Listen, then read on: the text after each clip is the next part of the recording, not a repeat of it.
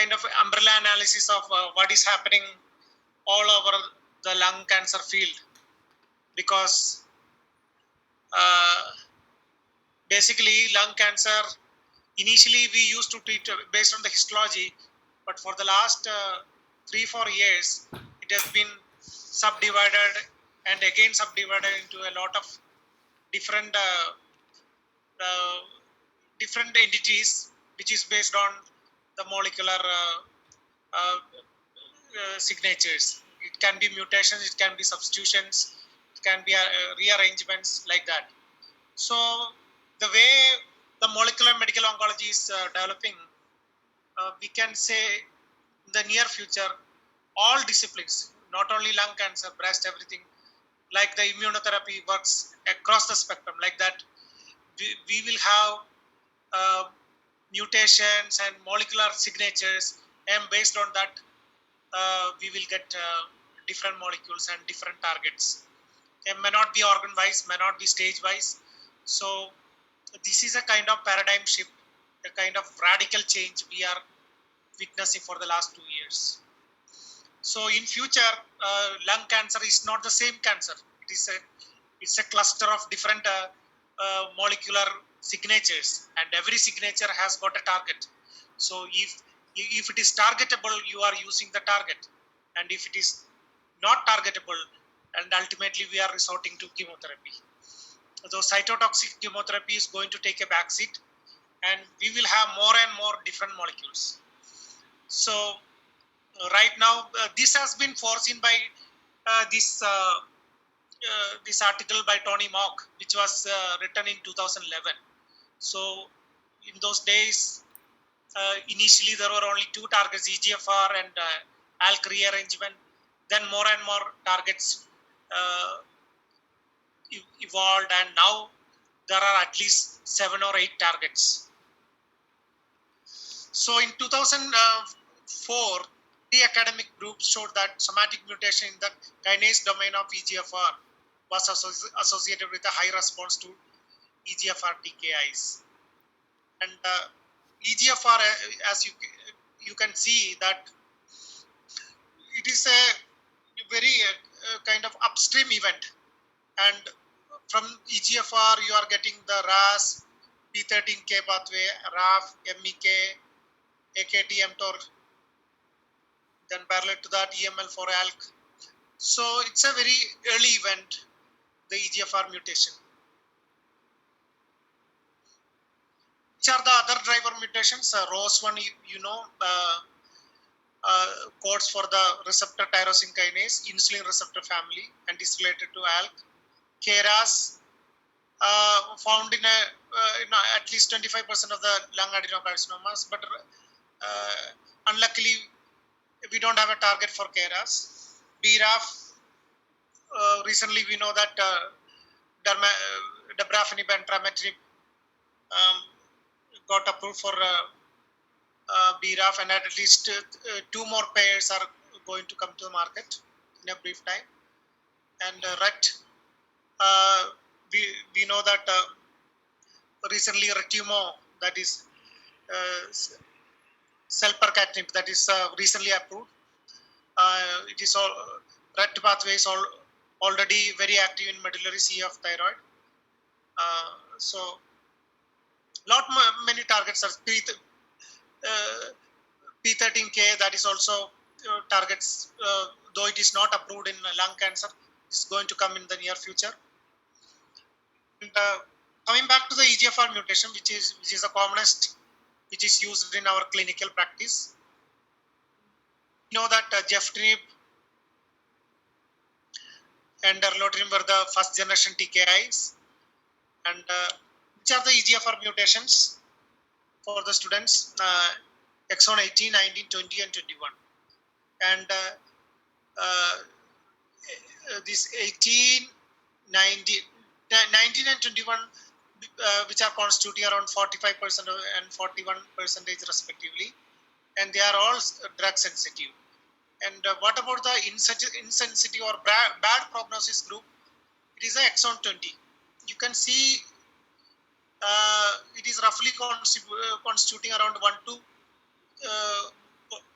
1 to 4% of the upfront EGFR mutations, and they are relatively resistant. So all EGFR mutations are not very good. Among that, exon 20 is faring badly. So there is a lot of research in exon 20 upfront mutations. So probably osimertinib at a higher dose is the only approved agent in India right now. And what about 19 and 20? Very much 19 and 21. That is deletion 19 and exon 21 L858R. That is constituting around 85% of the total EGFR mutations. They are very much targetable. And is in India, it is the relative percentage of the EGFR mutations are compared to the white population, it is higher. It is around 25 to 30% of the patients. And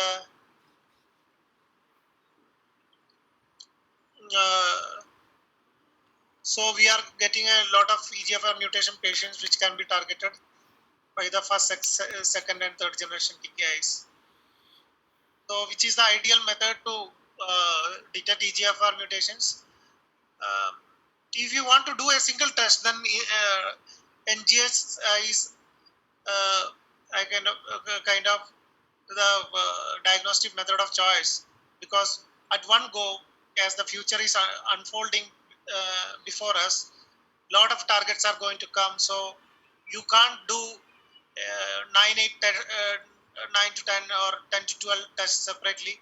So NGS will be the option for the future. Otherwise, RT-PCR, then Sanger sequencing, then single strand confirmation, polymorphism analysis, and all can be done. So previously we used to do RT-PCR. Still also, if you want to do a separate test, then RT-PCR is a good test. Otherwise, you can go for NGS upfront. What are the mutations we are looking for? As we have discussed, G719X in exon 18, exon 19 deletion, T790M mutation, then another exon 20 S768I, and L858R in exon 21, L861Q in exon 21, 3 insertions in exon 20. Generally speaking, exon 20 mutations are faring badly. And how do you know the before testing which are the patients who are likely to get EGFR mutation? These are not very accurate, kind of rough idea you'll get. Asians, non-smokers, adenocarcinoma, females, and those who do not have other mutations like ALK and KRAS. And EGFR mutation constitutes around 10% of the total NSCLC.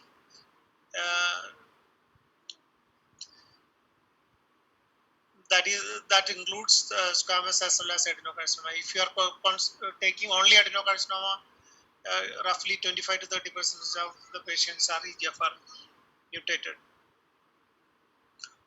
And which are this kind of division for the students?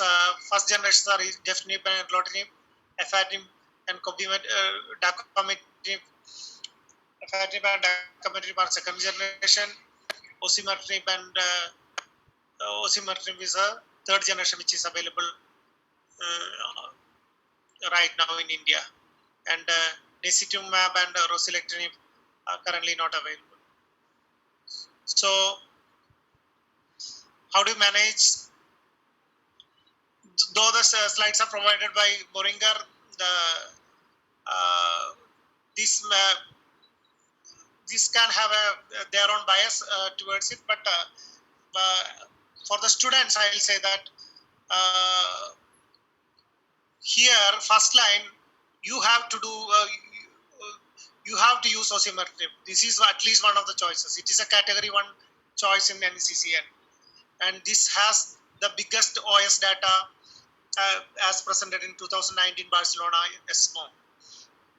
So otherwise, if you don't want to do osimertinib, then afatinib, dacomitinib, geftinib, and erlotinib are good choices, because like the afatinib people have shown that if you are sequencing, then you are not losing much. But the problem is that every patient may not have the performance status, or they might lose in the middle, or many of them may not be having the financial resources,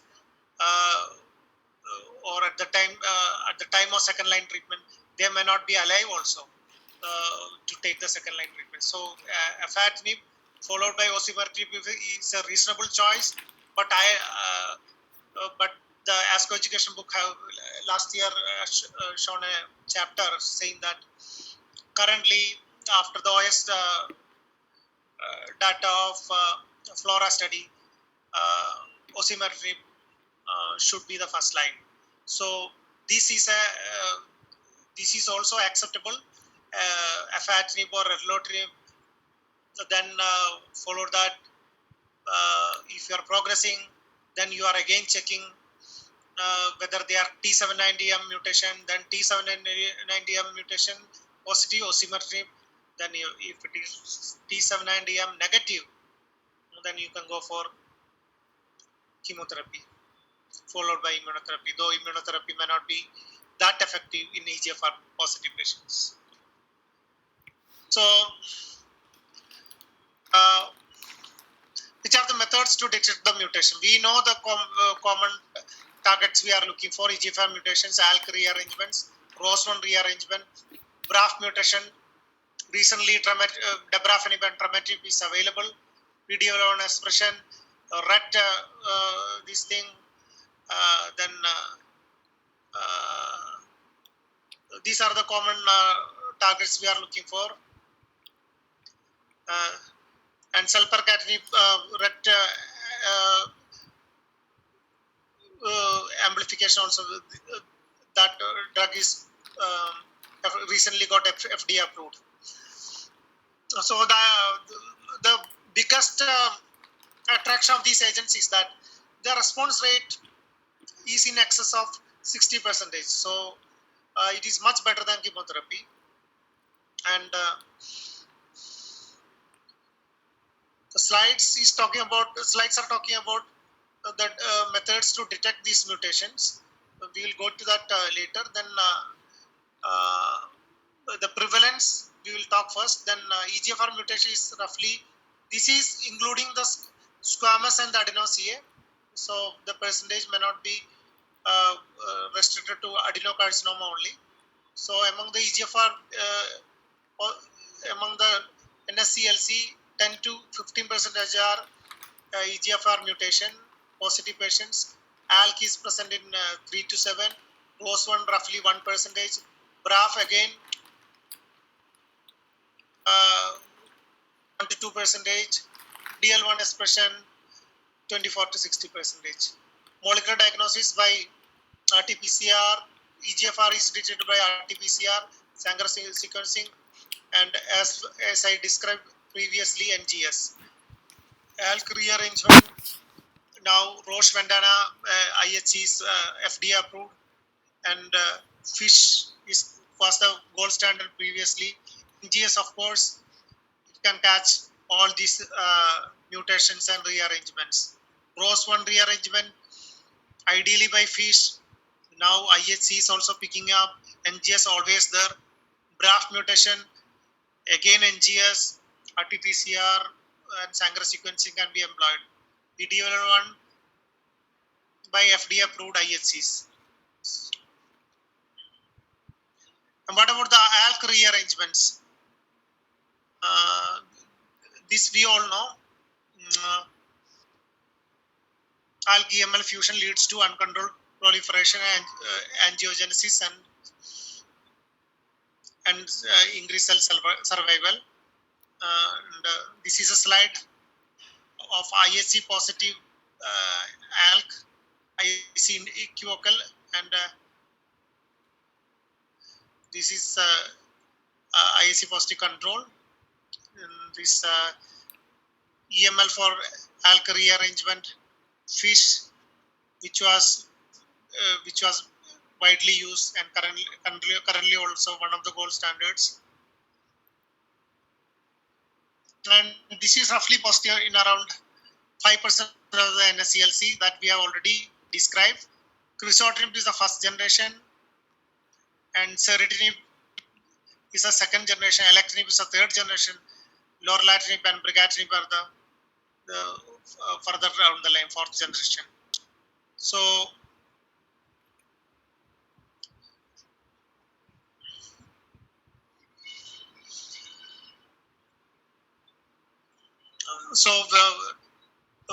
again, we are going back to the clinical parameters. They are either never smokers or former smokers, young patients, females, and they were not having EGFR and KRAS mutations.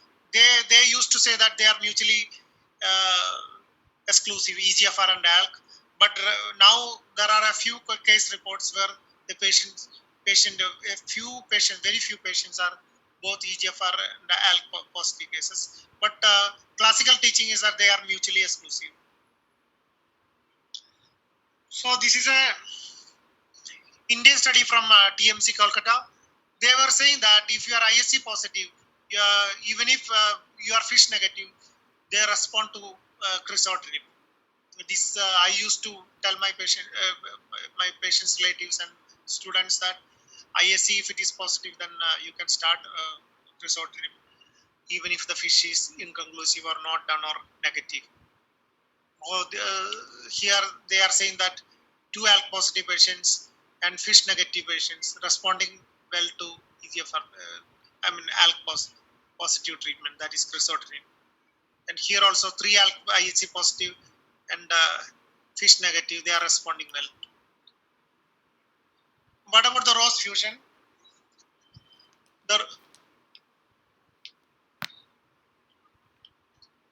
So the ROS is the gold standard is break apart FISH, but ROS can be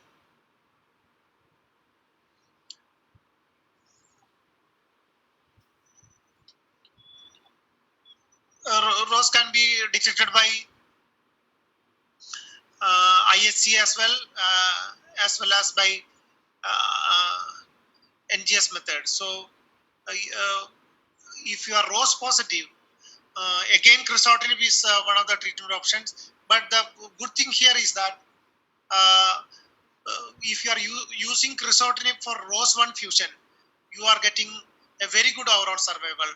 So 2-year survival is roughly in excess of 50 to 60%. So more than half of your patients are living at least 2 years. But the saddest thing is that it is positive only in very few patients, roughly around 1 to 1.5% of the patients. Like we said, FISH was the method we used to do for ROS1. Now IHC is also available. Then again NGS is also available. So what are the other targets? We discussed that briefly before. BRAF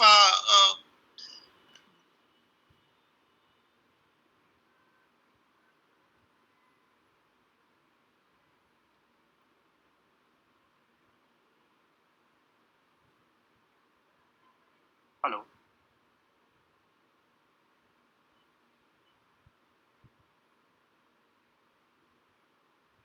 Hello.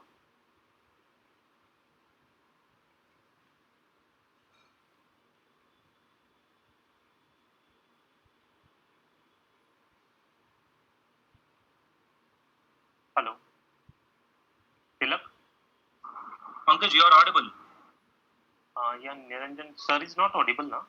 No, I think sir has got disconnected, I guess.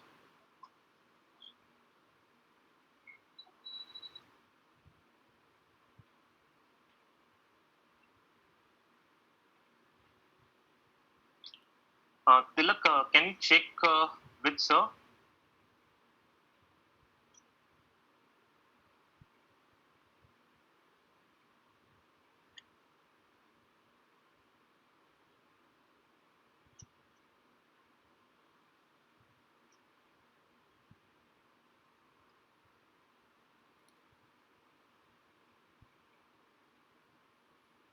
Dear all panelists, sorry for the connectivity issue.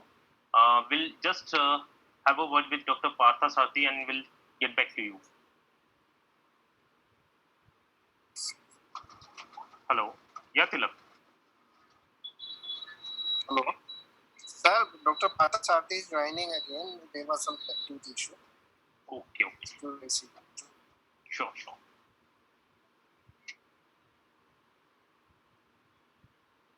So I would request all the panelists to be with us.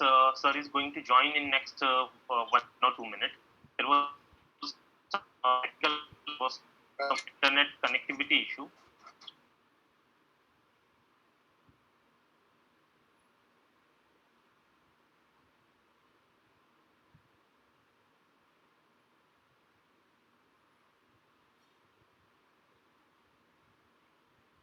Can you see the slides? Sir, we can hear you, but we cannot see the slides. Okay. Can you please? Yes, we share the slides. Yes.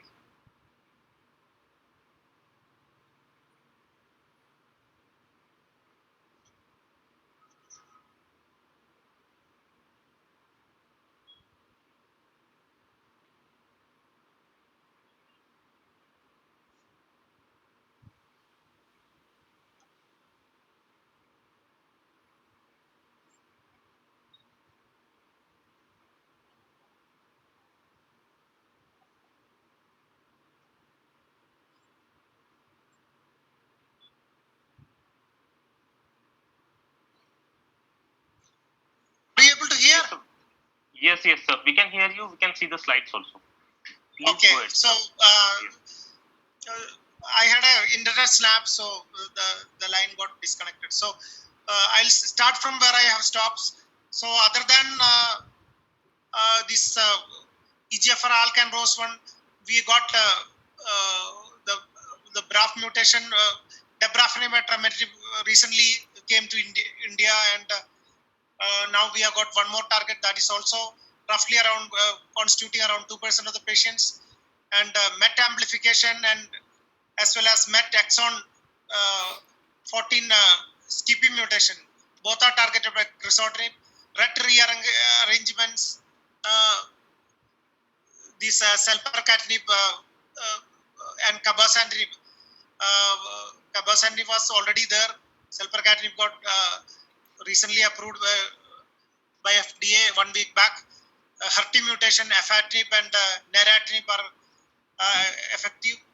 Trastuzumab is not that effective in lung cancer compared to the breast cancer. So, but afatinib, the pan EGFR inhibitor and neratinib and lepatinib to an extent they are effective. What about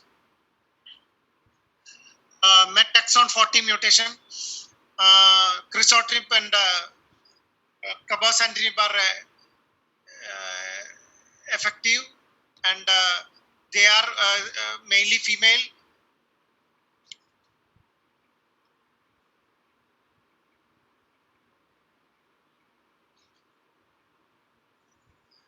Mainly female patients, and 36% are non-smokers, and majority have adenocarcinoma, and around 26% of the patient. This is very interesting, that sarcomatoid pulmonary carcinoma. So if it is a sarcomatoid pulmonary carcinoma, that is sarcomatoid lung cancer, it is very much profitable to do a MET exon 14 mutation testing by NGS. So if it is positive, you can use crizotinib, which is available in India. What about the MET mutation? Again, NGS, you can detect the patient, and if it is positive, you can again use crizotinib, which is affecting MET mutation as well as MET amplification. So if it is a MET amplification or a MET exon 14 mutation, then crizotinib can be used, and it can be found out by the NGS, which is an umbrella test picking up all those mutations. So what about the BRAF mutation? We already explained around 2% of the patients.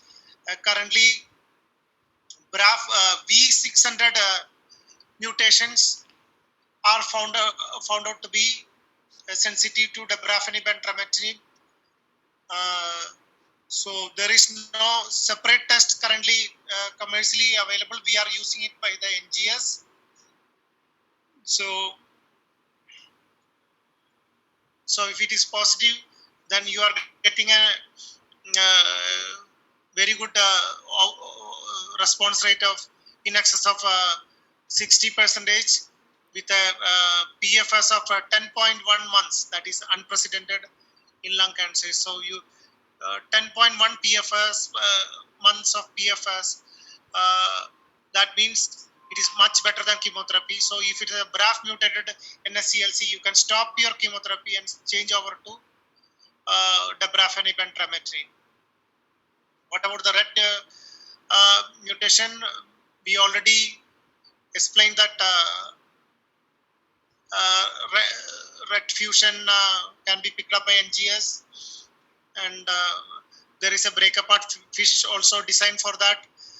And sorafenib, sunitinib, cabozantinib, vendatinib, then selpercatinib, the new drug, they are showing very good response rate in excess of 60 to 70% of the patients. And if you are using it in the first line, it is more than 70% of the patients.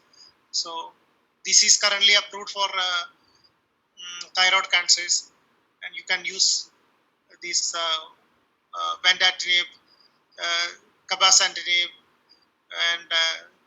and if it is not available, even a sorafenib will work. I got 2 or 3 patients on sorafenib. It is working beautifully in medullary CA thyroid. And what about the EGFR, HER2 new positive NSCLC? In HER2 new positive NSCLC, the positivity is based on basically mutations, not amplifications, unlike the breast cancer. So mostly insertion in exon 20, which is independent of the HER2 new amplifications. So these mutations are generally not seen in breast cancer.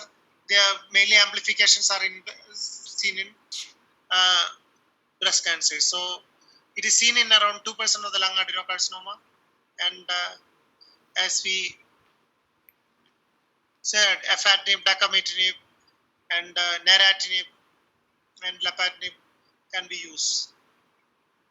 And trastuzumab, initially there was an enthusiasm, but it is found to be, unlike the stomach cancer, it is not working well.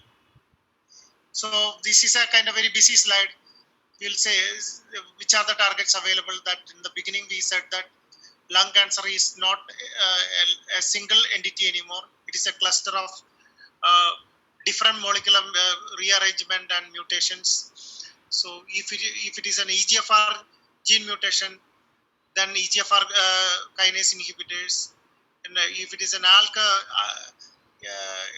positive lung cancer or a EML for ALK rearrangement, then crizotinib, alectinib, ceritinib, lorlatinib, and brigatinib. MET amplification, again crizotinib and cabozantinib. HER2, again said that afatinib and lorlatinib, neratinib, afatinib and neratinib and lapatinib. Sorry. Then ROS1, Again crizotinib and cabazantinib, and incertinib also. Then dabrafenib, and it is usually clubbed with a MEK inhibitor. So if you are using dabrafenib, and you have to club it with trametinib, and vemurafenib, if you are using, you can use cobimetinib. So both these combinations are FDA approved. Then RET inhibitors, again I said that in the beginning, and NTRK1 fusion, that is a very rare mutation. The entrectinib is FDA approved. So now we know these mutations. Now what about the secondary resistance? Most of the EGFR inhibitors and ALK inhibitors, they will get secondary resistance. And what is the mechanism of EGFR secondary resistance? And if you are analyzing the EGFR resistance, then around 60% of the patients are T790M mutation, and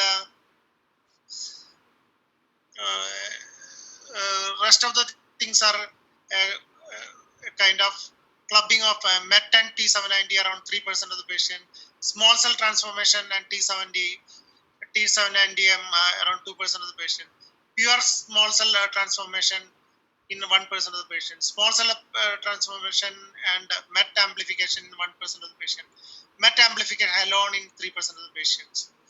And so the commonest is T790M mutation. So this can be analyzed by either by a circulating tumor cells or by a traditional mutation and DNA analysis from the tumor cells. So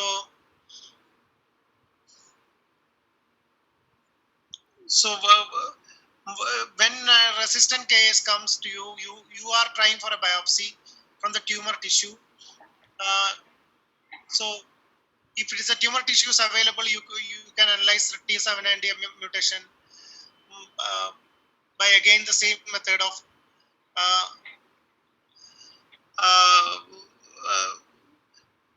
either a RT-PCR or an NGS.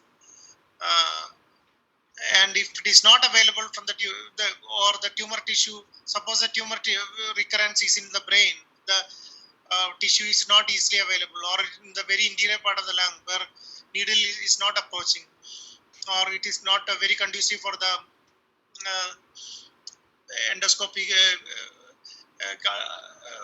ultrasound or something like that. So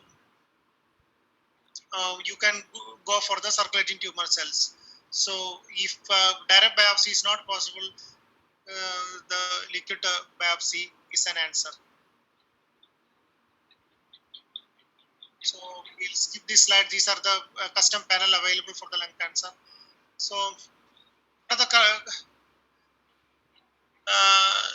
current targets are available. This is a repetition of the previous slide. EGFR mutations present around 40% of the Asian population.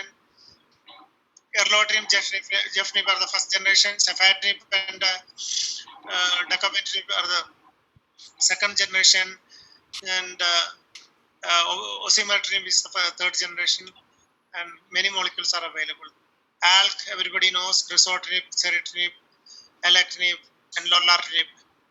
And then HER2 positive patients, afatinib, neratinib are available. Then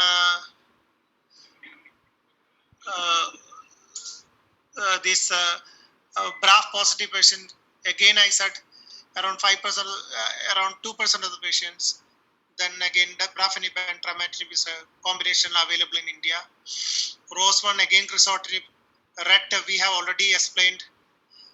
MET also, crizotinib and cabazantinib we have explained. And PTEN, vendatinib, and PDL1, that is not a mutation, that is altogether a different ball game, immunotherapy. That is PDL1 positive, around roughly 30% of the patients. So to describe in a nutshell today's what you have learned today is that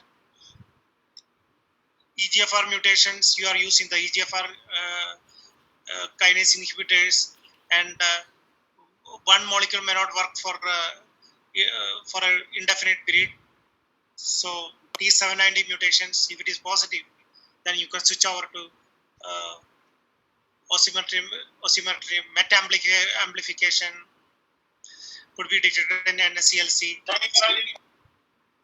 Then RET translocation, again we have explained.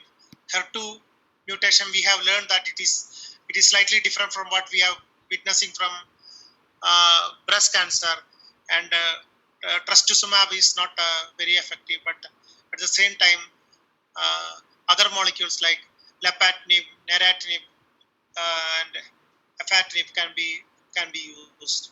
And BRAF mutation, that is a new kid on the block, which is across all malignancies. Whichever malignancy, if it is a colon, if it is a lung,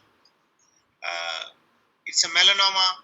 If BRAF is positive, then you can use BRAF inhibitor with a MEK inhibitor, that is dabrafenib or trametinib. These kind of combinations will give you a very good response rate, and the average PFS is in excess of 10 months, that is 10.1 month, that is shown in that phase 2 study. So that ends our today's discussion of the lung cancer as a kind of conglomeration of the mutations. It's a kind of cluster of mutations. You see the mutations, and accordingly you treat them. You see the amplification, accordingly you treat them, and chemotherapy takes a backseat. That's all.